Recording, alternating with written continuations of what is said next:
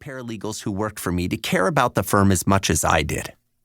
I was a creative director, and I wanted the designers I employed to care as much about the agency as I did.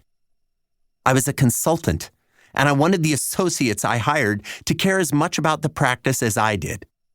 I often thought, I wish my employees cared as much about the business as I do. In hundreds of situations, I've thought it. In thousands of situations, I've felt it. In more situations than I'm proud of, I've said it. And then, while researching this book, I had a revelation. The solution to this perennial problem was right in front of me.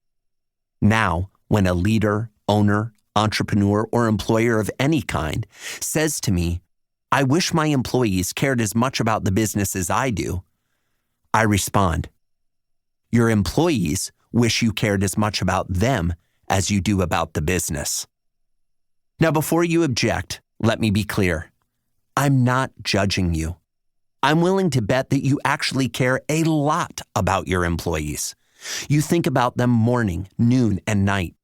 You think about your current employees, your past employees, and your future employees who haven't been hired yet. You think about meeting payroll, covering benefits, giving bonuses, and growing the team. You think about keeping employees inspired, engaged, and retained. You think about their life outside work, their families, their pets, and their loved ones. But here's the problem. There is a difference between thinking about your employees and showing them you care.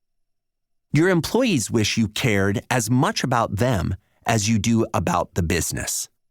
They don't know you care about them as much as you actually do because you either aren't showing it at all or you're showing it in a way that they don't see or feel. Why can't they see it or feel it?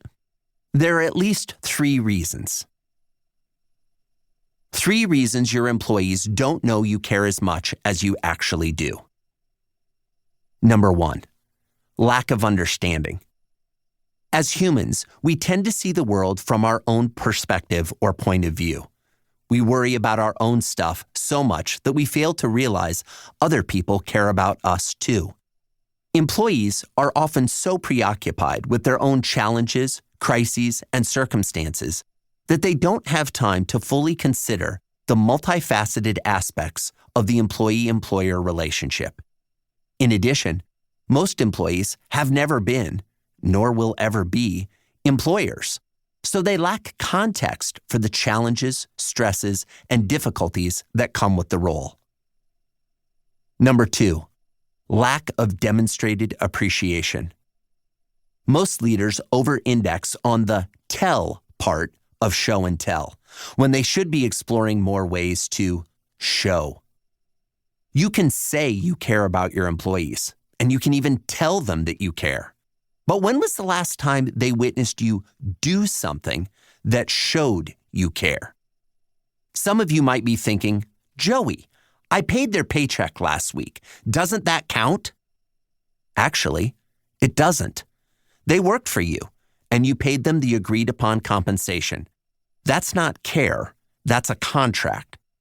I'm not saying you don't deserve credit for living up to your part of the agreement and processing payroll on time yet again. But your employee gets just as much credit for completing their part of the arrangement by showing up and doing the work. By demonstrated appreciation, I'm talking about the moments when an employee feels cared about and cared for in their dealings with you and the organization at large.